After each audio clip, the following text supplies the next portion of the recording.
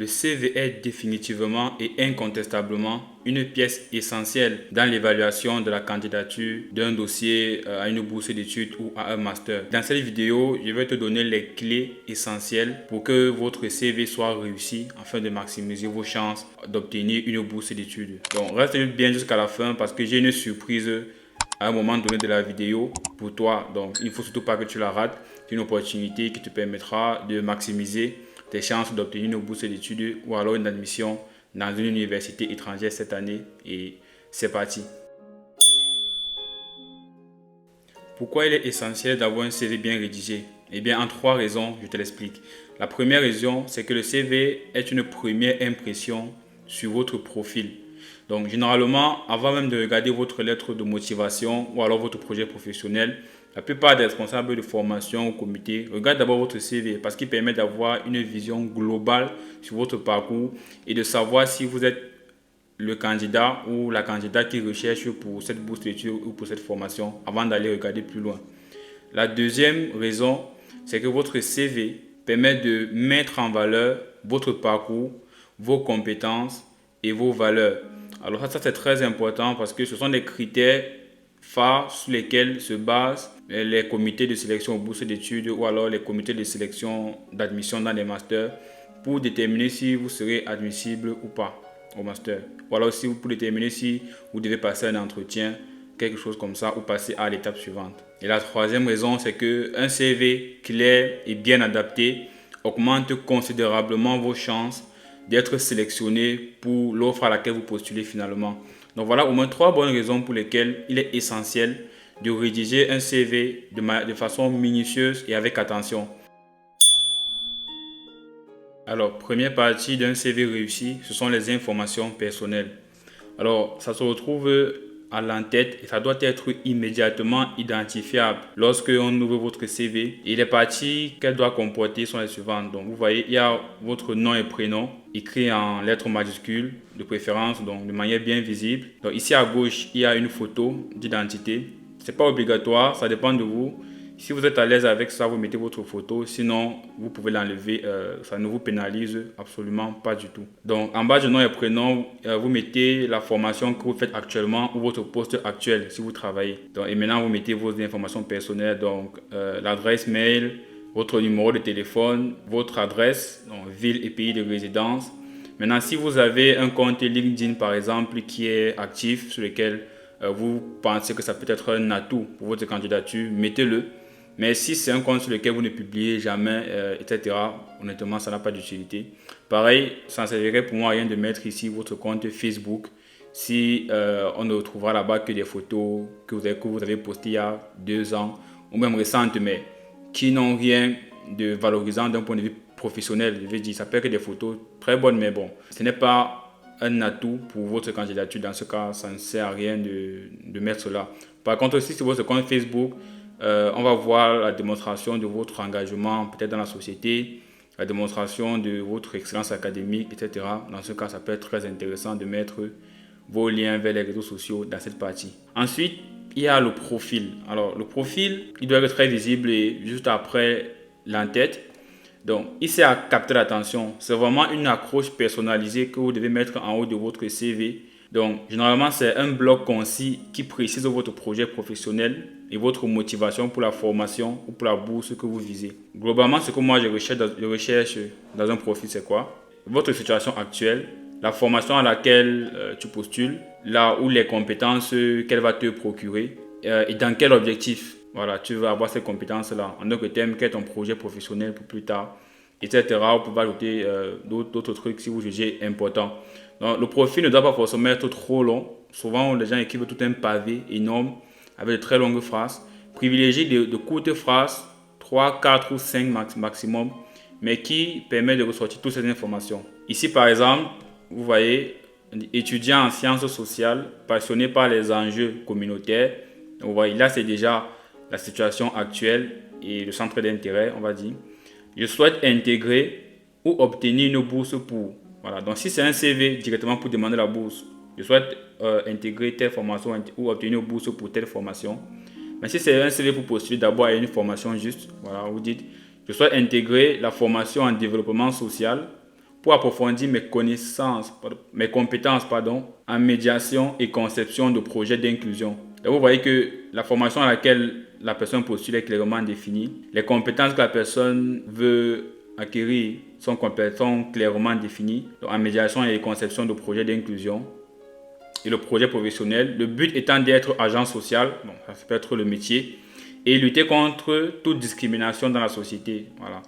Donc, vous voyez, voilà un profil efficace qui capte directement l'attention et on sait votre motivation et on sait directement si vous êtes le profil qu'on recherche ou pas. Maintenant, après ça, nous pouvons aller plus loin. Je rappelle que cette approche doit être systématiquement adaptée à l'offre à laquelle vous postulez. Vous l'avez bien compris, étant donné la manière dont elle est formulée. Donc, prochaine étape, ça va être le bloc du parcours académique où vous devez mettre en avant vos diplômes. Dans cette partie, je préfère la mettre juste après au lieu des expériences. C'est ma manière de voir les choses. Mais je me dis, si je postule à une bourse d'études ou alors un master, c'est d'abord les notes qui priment. En principe, je suis étudiant. Je n'ai pas forcément 20 expériences. Si c'est le cas, tant mieux, mais ce n'est pas forcément pour moi le premier critère. Le premier critère, c'est vraiment le parcours académique et les notes. Donc, je commence par ça. Première chose à retenir, c'est une organisation chronologique inversée. Donc, vous commencez toujours par présenter le diplôme du plus récent au moins récent, en précisant les dates et le nom complet des établissements dans lesquels vous avez étudié.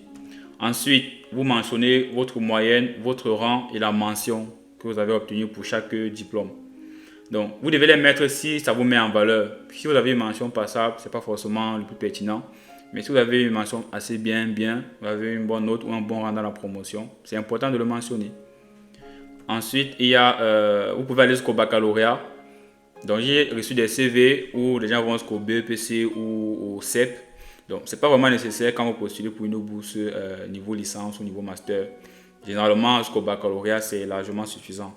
Et précisez également la mention du baccalauréat si vous avez eu la mention. Donc, c'est une section vraiment primordiale pour les étudiants parce qu'elle constitue souvent, pas toujours, mais souvent, l'essentiel de votre parcours. Parce qu'en général, quand tu es étudiant, tu étudies. Donc, tu n'as pas à avoir 50 000 expériences. Par contre, tu as un parcours académique. Donc, c'est la partie où vous devez vraiment détailler soigneusement vos années post-baccalauréat et les mettre en valeur. Donc, ici, vous voyez un exemple de comment ça doit se présenter. Donc, formation académique, vous voyez, titre 1, peut-être master en, etc. Vous mettez le nom de l'établissement, mois, année de début, mois, année de fin. Vous mettez l'adresse, ville, pays. Moyenne suivant, rang, mention. Vous faites de même pour toutes vos formations finalement. Maintenant, la prochaine section, ce sont les expériences professionnelles. Alors, ici, beaucoup d'étudiants disent qu'ils n'ont pas d'expérience professionnelle et tout. Mais en fouillant bien, vous pouvez quand même trouver des trucs pertinents à mettre dans cette section. Par exemple, ce sont quoi? Les expériences à mettre en valeur, ce sont les stages. Beaucoup d'étudiants pensent que les stages qu'ils ont fait de manière académique ou alors leur mémoire de master ne constitue pas une expérience professionnelle. Bien sûr que c'est une expérience professionnelle. Tu as appris un stage de recherche, un mémoire de recherche, c'est une initiation à la recherche. Donc, tu as appris des compétences en analyse des données, en traitement, en esprit d'analyse, esprit critique. Voilà, plein de compétences que tu peux valoriser, peut-être des logiciels, des techniques expérimentales, etc. Vraiment, ne vous privez pas à ce niveau. Donc, ça peut être un stage académique ou professionnel à valoriser comme expérience. Ça peut être un job étudiant. Beaucoup d'étudiants donnent des cours de répétition à domicile ou dans des groupes de répétition. Valorisez cela. Beaucoup oublient de le mettre dans leur CV. Si vous avez eu à faire un projet académique d'envergure, vous pouvez le mentionner. Si vous avez eu des responsabilités au sein de l'université, vous pouvez le mentionner. Par exemple, vous avez été en charge de la bibliothèque, je ne sais pas, ou autre responsabilité, chargé de TD, pourquoi pas. Vous les mentionnez. Donc, vous devez décrire ici chaque expérience avec des verbes d'action précis. Donc, par exemple, organiser ceci, analyser, coordonner, développer, concevoir, etc. Alors, ici, voilà à peu près comment une expérience peut se présenter. Donc, vous mettez le poste occupé, stagiaire, responsable marketing, etc. Le nom de l'entreprise ou de l'établissement ou ce que vous voulez. Vous mettez date de début, date de fin, l'adresse. Et vous pouvez, dans le cas d'un poste, par exemple, en entreprise ou en stage en entreprise, vous pouvez décrire les tâches que vous avez fait durant votre poste, donc les compétences au final.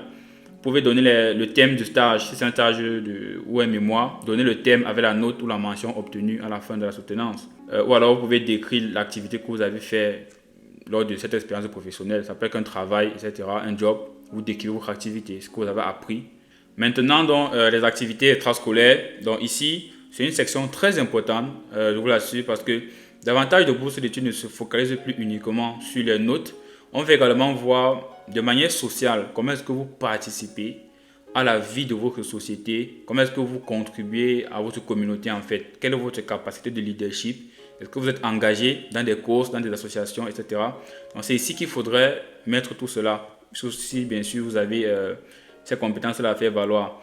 Donc, membre d'un club, bénévolat et activités associatives, délégué de promo de classe, vous avez été babysitter, que sais-je, vous avez fait de l'entrepreneuriat, voilà.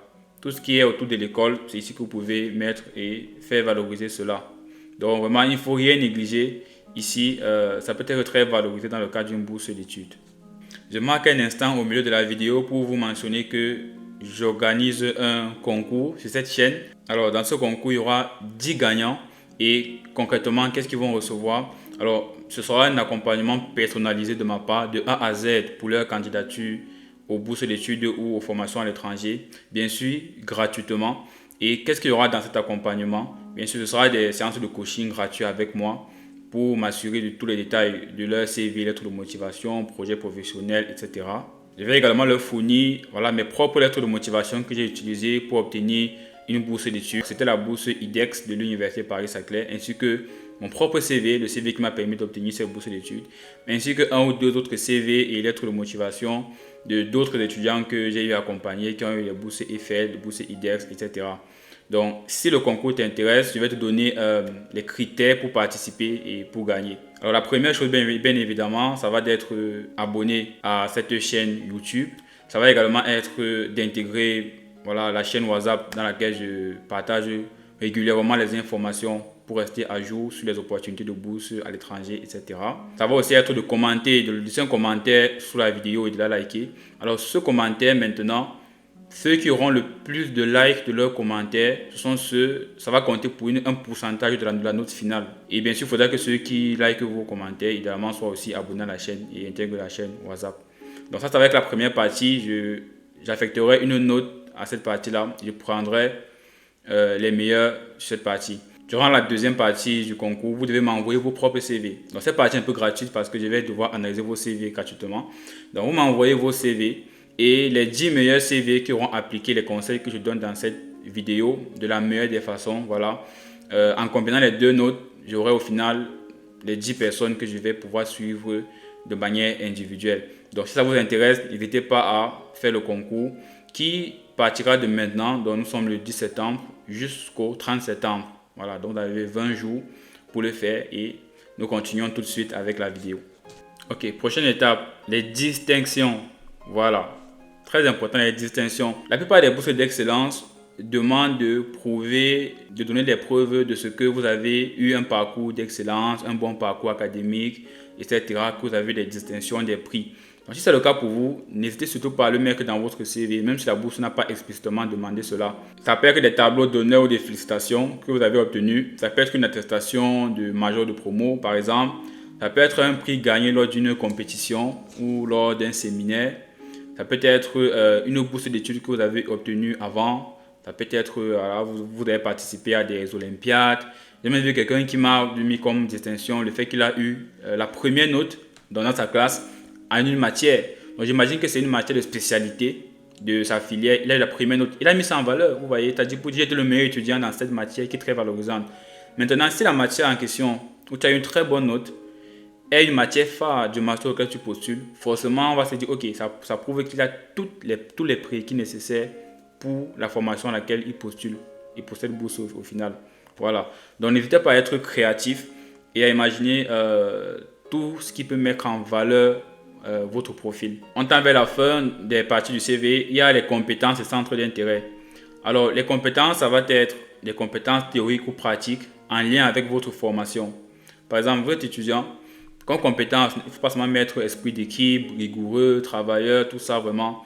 Ce n'est pas le plus important ici. mettez des compétences comme, ça peut être des cours phares, des disciplines phares de votre cursus scolaire qui sont en fait des prérequis pour le master auquel vous postulez. Vous voyez ce que je veux dire?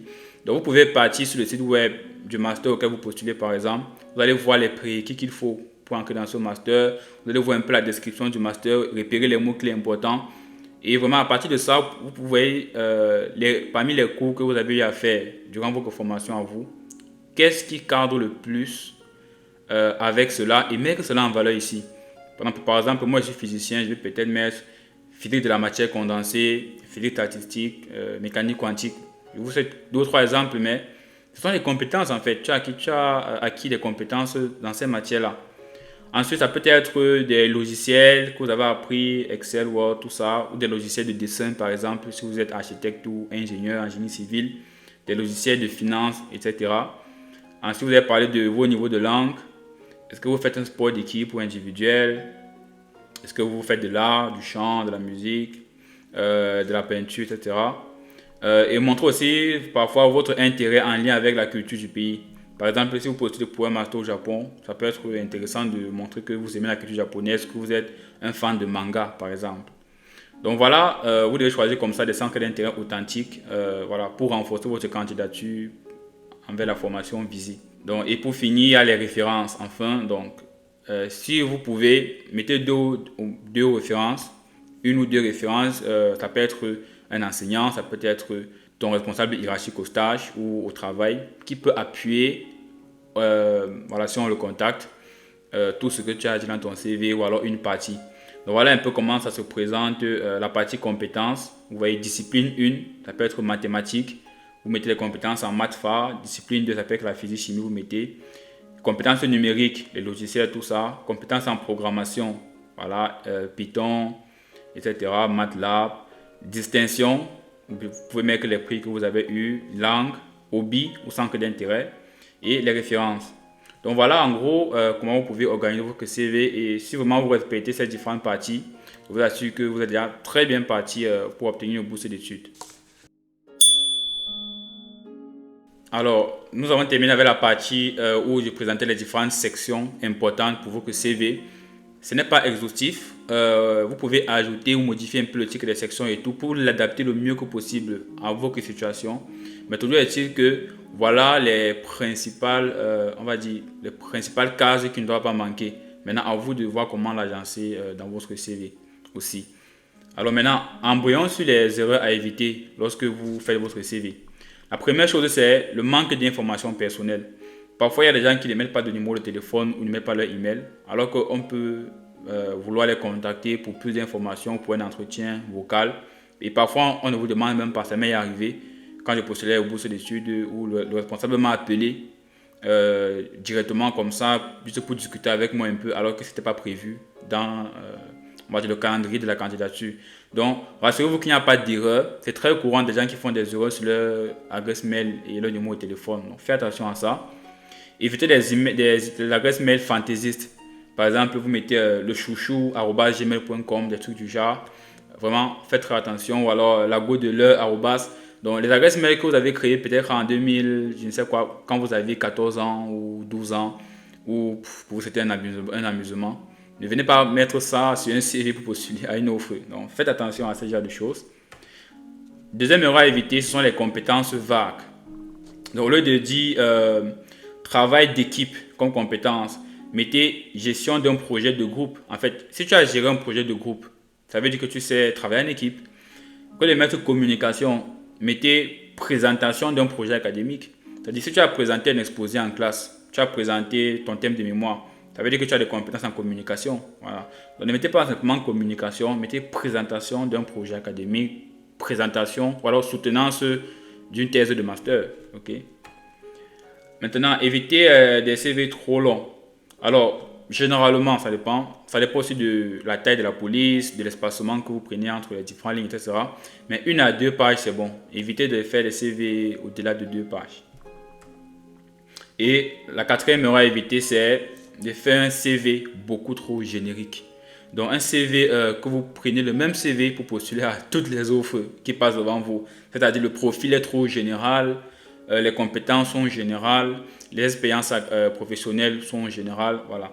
Essayez d'adapter à chaque fois, de personnaliser votre CV pour la candidature qui vous intéresse. Donc, allez fouiller sur le site du master en question, sur le site de la bourse, repérez les mots-clés, repérez ce qu'ils recherchent vraiment et essayez d'adapter votre CV à ça pour qu'ils voient un reflet, qu'ils voient dans votre CV un reflet de ce qu'ils recherchent en fait, de l'esprit de la bourse qu'ils proposent.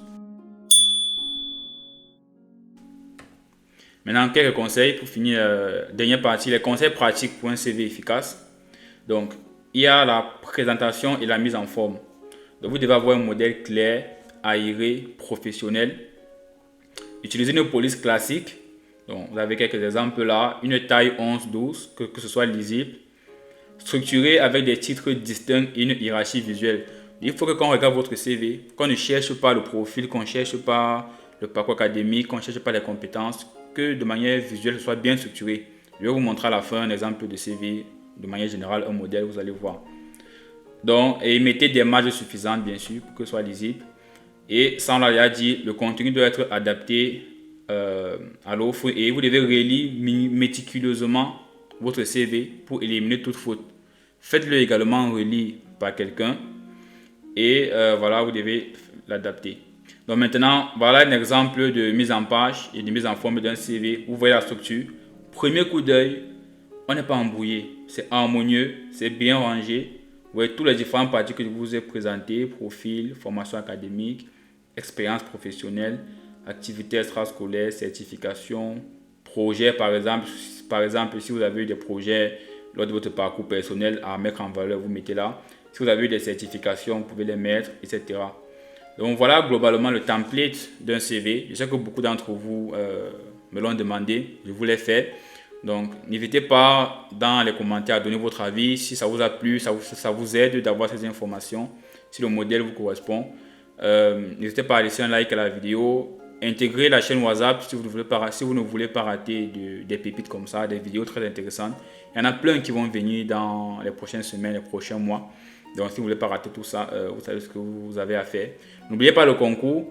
Si vous êtes intéressé par avoir mon accompagnement tout à fait gratuit, voilà, ma lettre de motivation, mon CV, ceux de quelques étudiants que j'ai accompagnés qui ont eu des bourses d'études et un coaching personnel, n'hésitez pas à participer au concours. Je vous rappelle les règles. Globalement, vous devez être abonné, commenter la vidéo, inviter vos proches, vos amis, etc. à venir liker votre commentaire pour avoir le maximum possible. Maintenant, après ça, m'envoyez votre CV. Je mettrai mon adresse mail en description de vidéo. Vous pouvez m'envoyer un mail. Je vais regarder vos CV.